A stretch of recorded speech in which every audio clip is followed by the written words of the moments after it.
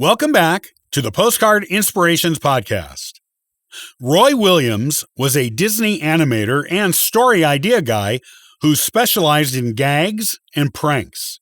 He was also a skilled sketch artist and often made live appearances at Disney events and at Disneyland to draw for guests. Though not an actor, Walt Disney himself decided Roy should be an adult Mouseketeer on the Mickey Mouse Club, where he would be called the Big Mooseketeer. This is his story.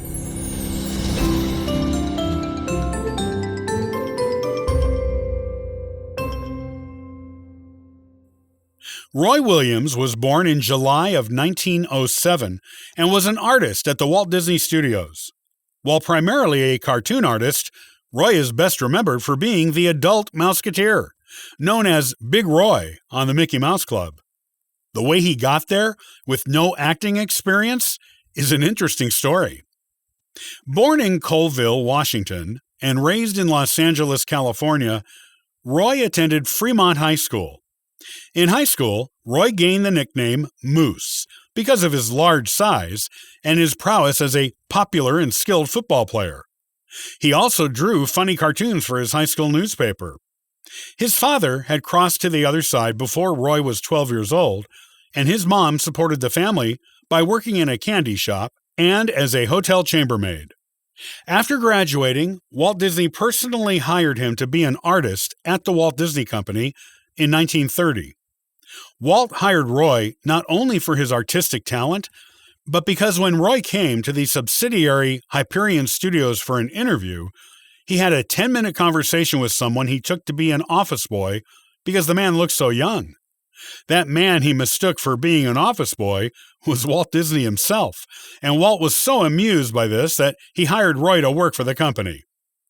Roy worked on animated shorts at the Walt Disney Company while attending the Cuisinart Art Institute at night. He also developed story ideas for the Disney Company.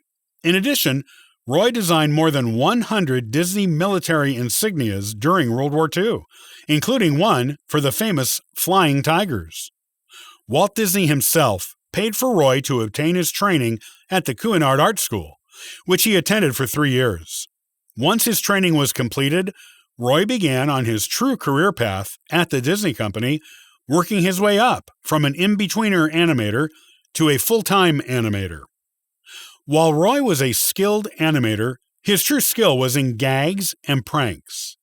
One time, when Walt saw Roy pitch an idea that involved Donald Duck swallowing a magnet and becoming magnetized, Walt moved Roy from the animation department to the story department.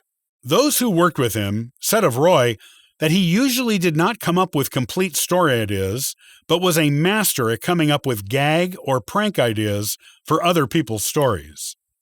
He would often come up with hundreds of ideas for a single story, of which only 1 or 2 would be usable, but at the time, this was an incredibly good success record for what were usually 6-minute cartoons. Also, Roy was apparently quite the character himself. Other animators and co-workers at the Disney Company would say that they could spend 3 to 4 hours at a time telling each other Roy Williams stories, and none of them would ever repeat a story or tell the same one as someone else. He was known for his size, yes, but also was known for his quick temper and his gullibility. This gullibility often made Roy the target of pranks at the Disney Company. A favorite of his co-workers was to use a water pistol to shoot him in the crotch, making it look like he wet himself, though, with his large belly, he never noticed it until someone would point it out to him. Roy was not merely the victim of pranks by his co-workers, though. He enjoyed dishing out pranks himself. One of his personal favorites was a large, gift-wrap chunk of iron that he kept by his front door at his house. Whenever a male visitor came to call, Roy would tell him the gift was his and to please take it away with him, still wrapped, and unwrap it once he got home. Of course, the iron was too heavy for anyone to lift, and Roy enjoyed watching people try to lift it, and it amused him to observe how long it took someone trying to lift it before they gave up. One of Roy's especially well-recognized talents was his ability to draw well and quickly. He was a terrific sketch artist and often appeared at Disney events to do caricatures and character drawings for the audience and invited guests. The people who watched him were amazed by his ability to accurately draw Disney characters in seconds, and he even taught audiences how to draw Mickey Mouse. Roy began doing these appearances at Walt's request at the 1951 press event for the re-release of the cartoon movie Snow White. In the early years of Disneyland, Roy would sometimes go to the Art Center there, and sometimes to the outside of the Red Wagon Inn and set up with an easel and paper. With him, he had credentials he also set up that identified him as a Disney artist. He would draw pictures for the park guests, usually quick, loose sketches. Many people who came to the parks treasured these sketches because they were the product of their only encounter with a genuine Disney artist. In the mid-1950s, after the Mickey Mouse Club was on TV, the Mattel Toy Company issued a Mouseketeer art kit that featured a 10-inch tall lithograph tin figure of Roy that a child could move to trace the drawings underneath, to teach a child how to draw cartoons. After more than 2 decades of working as an artist and story idea guy for the Disney Company, Walt decided that he wanted Roy to be on the Mickey Mouse Club. According to Roy, one day Walt walked into Roy's office and said, "Say, you're fat and funny looking. I'm going to put you on the Mickey Mouse Club, and you can be the Big Mooseketeer." Roy had no acting experience and was terrified at the idea of being on TV, but he put that aside to trust in Walt's vision.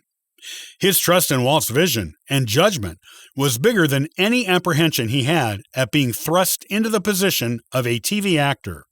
While his adult co-workers found Roy unpredictable, quick-tempered, and sometimes difficult to work with, though he was brilliant at what he did, the children on the show, the Mouseketeers, always spoke of him fondly, saying he loved kids, always had time for kids, and always tried to help them in whatever ways he could. Roy crossed to the other side in November of 1976 in Burbank, California. He is buried at the Forest Lawn Memorial Park in the Hollywood Hills of Los Angeles.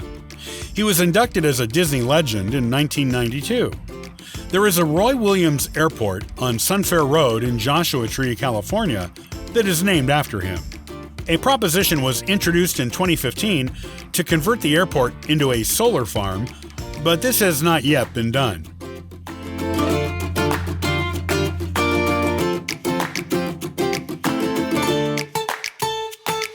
Thanks for listening to the Postcard Inspirations podcast.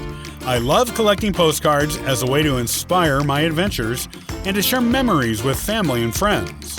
Follow along at postcardinspirations.com and sign up for the weekly Disney postcard giveaway. I hope you have a wonderful, inspirational day.